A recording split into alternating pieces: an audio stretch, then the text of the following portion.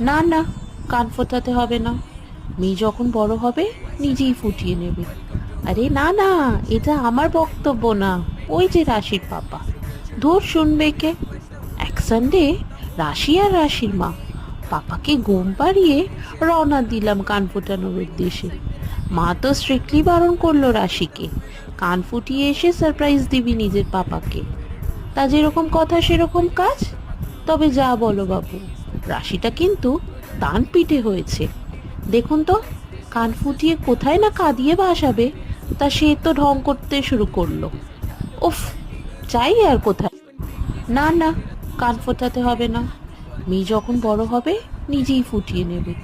আরে না না, এটা আমার বক্তব্য না, ওই যে রাশির পাপা। ধুর, শুনবে কে?